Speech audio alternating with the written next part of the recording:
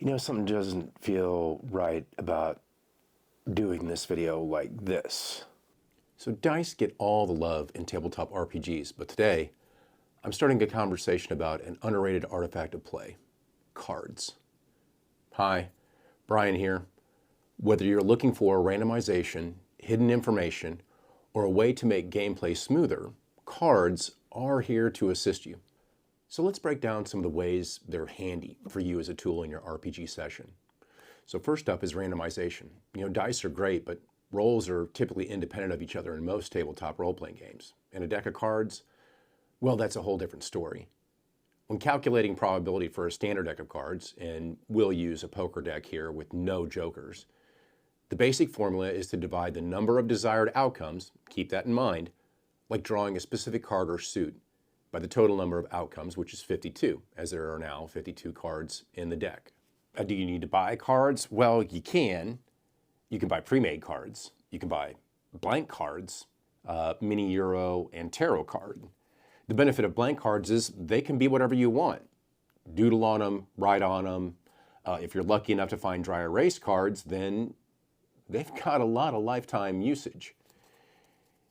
You could print cards. Avery makes card template formats that you could use some kind of design program, whether that's if you're a Photoshop user, a Canva user, Affinity user, whatever it might be, and then print cards out, thus being able to endlessly customize and create whatever cards you want to have for whatever application you might think they would be useful for. But blank cards, overall, it's a good place to start. Deck probability. To find the probability of drawing a spade, which a single suit has 13 cards, we divide 13 by 52. Now drawing a jack, king, or queen is slightly different, as there are actually 12 face cards in an entire deck. So we take 12, divide that by 52. Now since half the deck is red, that one's pretty easy. It's 50%. Think of it this way, whatever is on the card is what you're determining the probability of, and that's something to keep in mind. So be it a treasure deck of 52 cards containing one major item and then a variety of duplicate cards such as scrolls, potions, or general treasure. In this case, you might not choose to return any of those cards to the deck so that there is a visible interest in discovering what's in that location. Some cards are just used as placeholders. Index Card RPG by Brandish Gilhelm, Drunkards and Dragon, Ingram Bernal. His game, based on index cards, right? These cards, and it's essentially a small portfolio of his artwork, they're used as placeholders. They occupy a bit of game space just to let kind of people know who's where, what are they doing, what are they involved with? What are they interacting with? And do I need to get over there and help them because they might be in danger? As a substitution for a wandering monster or a random encounter, it can allow for a surprise for all the players involved as to just what is next when you draw a card from the deck. And this all depends on the number of cards, the subject of each card, its variation in stats, equipments, and the choice of whether or not to return one to the deck and when to shuffle. So there are some variations we can kind of throw into this. You know, once you draw a card, does it go back into the deck? Or the cards are drawn, but they never go back into the deck. All these variations give you a certain amount of control over the probability during the game, and that probability changes based on the cards put back in, taken out, or left out. And with the basic knowledge in mind and cards at hand, you can design different randomness into gameplay, hidden information, and player agency. You know, cards are fantastic for hidden information. Unlike a dice roll, where everyone gets to see the result, more than likely, at the table, cards can stay secret. So this opens up mechanics like bluffing, deception, and making strategic choices and doing trades. Imagine a TTRPG where your spells are like a poker hand. Oh, yeah. So dead lands, the spellcasters literally play a game of poker to help determine how powerful their magic is. In some narrative games, GMs hand out secret cards, which are plot twists for specific players. Tracking and resource management. You may have had this happen. Have you ever lost track of a spell or something going on in the middle of a session? A lot of us have been there. So cards make tracking things like conditions and relevant information easier. Instead of flipping through your book, you can glance at whatever is just in front of you. So the design of cards really can carry a lot of information, and it depends on its density, right? Like I had mentioned. Here we've got a bunch of cards that have various different forms of information on them.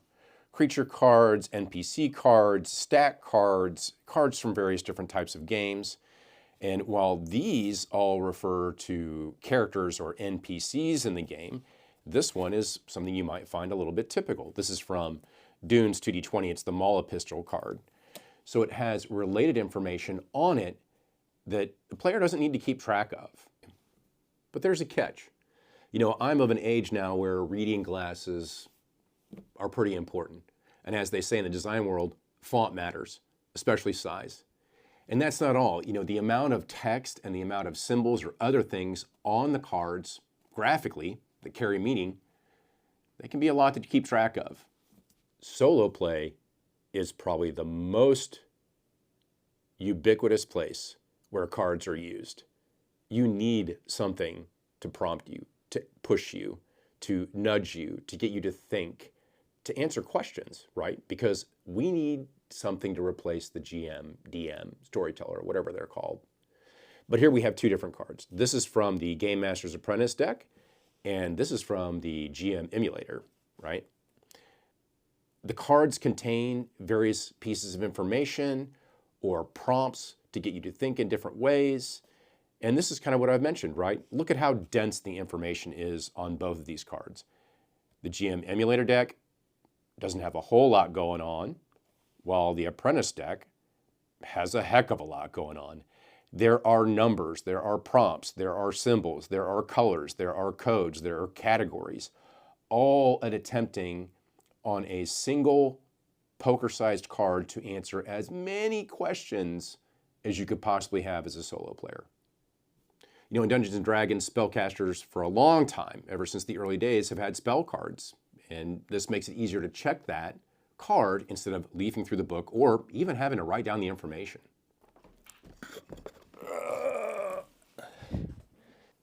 So Gloomhaven, an RPG-like board game, has attack rolls that aren't done with dice. Instead, the players modify their attack rolls by drawing from a personal deck, making combat feel a little bit more controlled and giving you the possibility to make much better strategic decisions based on the cards in your hand. Physical and visual engagement. Now, cards aren't just helpful. They can be a bit of fun to hold. You know, that is unless you're playing Uno, right? Holding a bunch of Uno cards is not necessarily fun. Then again, like every game out there, there's always accessories. Physically handling cards feels a little bit more immediate than taking time to scribble down notes or rolling another D20 and then referencing a chart. You ever played Fiasco, or at least its newish version, or The Quiet Year? These games use cards as narrative tools that help to guide the session with structured prompts. And to the best of my knowledge, Torg was one of the earliest games to really kind of incorporate this. Torg, you know, that other role-playing game. The drama deck, and with its latest edition, it's been out for a while, the Destiny deck. Used to only just be one, but I think there's some advantages for splitting up the concept of deck usage in Torg. So let's look at the drama card first. The drama card is used to set the tone, to inform players of who's going when, what types of skills or actions are kind of put into focus, given a spotlight. Now, there's lots of information here, along with imagery, which really, to me, this card is really well laid out. The font size is good. I can read everything. It's easy to look at. Now, the Destiny card, and this is what the original drama deck used to be like, with all this information crammed onto here, but minus any imagery. Now, here we have what's called the drama card. In Torg, you have possibility points, a meta currency, which allows you to make a roll and add it to the previous roll, because the idea is to roll as high as you can. So this is a card that you could literally be holding in your hand, along with other cards such as Romance, Secret Identity, Nemesis, and loads of others. It's hard for me to think of all of them off the top of my head. But this is a good example of how cards are incorporated into a game to, in a way, regulate both player agency or character agency in the game and player fiat. The cards would literally give you the chance to say, if this villain survives, I want them to be my nemesis. Pacing and narrative structure. In all the Sworn games, oracles, basically just a fancy name for random story prompts, can make up a deck, ensuring surprises that make sense within context for solo players, even co-op play. And in dungeon crawling games, event decks control difficulty and progression naturally. Games like Savage Worlds use a deck of playing cards to use initiative, which kind of gives a little bit more controlled structure versus the swinginess of always rolling dice. Probability control and customization. Now, unlike dice, which are kind of pure randomness, decks can be customized. Anybody ever play Magic the Gathering? So you build a deck, you tweak the probabilities, and even to some extent manipulate the outcomes over the progress of the game.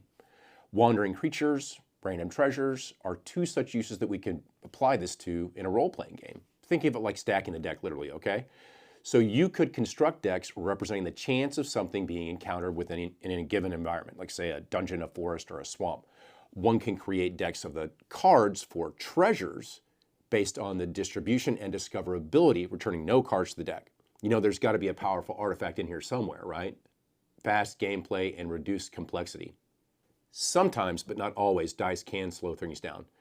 So have you ever had to reference a giant table after rolling, and then sometimes have to reference another table after rolling? Cards can streamline that process by giving you immediate results, and they can still streamline that while using charts. It's often advised that if you roll something you don't like, you just pick something else. But on a large chart or a series of charts, that can delay choice. If a card has a chart on it, and for the sake of this discussion, let's just say the card's double-sided, and then you have two charts, one on each side. 6 results on each side, that's 12 results. If you don't like one side, just look at the other. NPCs. The reaction roll is not unheard of. Instead of rolling and checking a chart, you could just flip a card with a list of adjectives describing the NPC's disposition, not necessarily their reaction. Do you want but don't need a bunch of info for pre-generated NPCs? You can make several, mix them all up, and now you've got a random troop at hand anytime you need it. The dossier deck, right? Here we have 3 different categories of cards. Traits, well, 3 different sections that you could draw from. A story hook. 2 different sections you can draw from. Appearance, an image, and a basic description. So depending on your purpose and the time of usage, cards can be handy. They may slow you down if you're not very good at taking a prompt and thinking off the cuff. But they're useful as a tool both during game and in prep. Sometimes you might get a deck devoted to doing one thing. This was from Roland Kuntz from his Kickstarter, but you've also got Inkwell's, Inkwell Ideas. Lots of people, lots of different cards, lots of different decks, and lots of ways to be able to use them, especially if you're doing a one-shot, especially if you're operating from the hip, right? You can generate a dungeon pretty easily.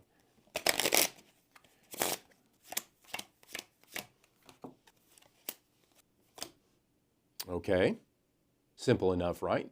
It's enough to get you started. And the permutations you can get from dungeon building decks can be quite a lot. Again, Dungeon Generator from Roland Kuntz, not sponsored for this video. No affiliate links if you go to their website and purchase their decks. Cards can bring controlled randomness. They can hide information, track resources and conditions, and for some they add visual and physical engagement. In some ways, they can create a better pacing through probability customization and faster gameplay.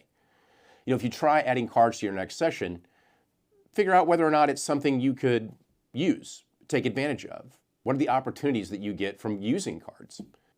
Now, some games use cards in a pretty esoteric way. If you've never heard of a game called Everway, it's worth at least taking a look at to see what I mean. And this is a card from Everway. On one side of the card, it's called the vision card, there are questions. On the other side of the card is an image. You need to interpret the image to understand what's going on, the results of what comes out of any kind of social, physical, or spiritual or mental encounter, conundrum, question. So I hope you can kind of see from this video that there is a world of possibilities to play out with cards. Literally stack the deck in some ways. Now, I'd like to bring up a very poignant thing that was discussed with me with a friend of the channel, Runeslinger, and that is the possibilities in which both dice and cards can lead to cheating, or in some ways how cards have some drawbacks that, dice don't. Cards can stick.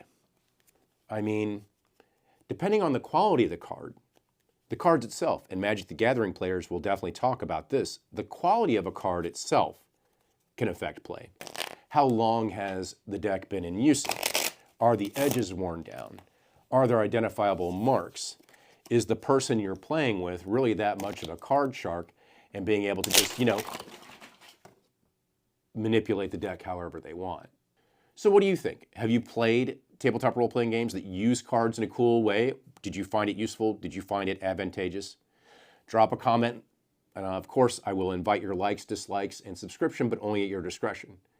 But I would like you to take a moment to think about this. What would it be like if you were able to stack your agency in your favor?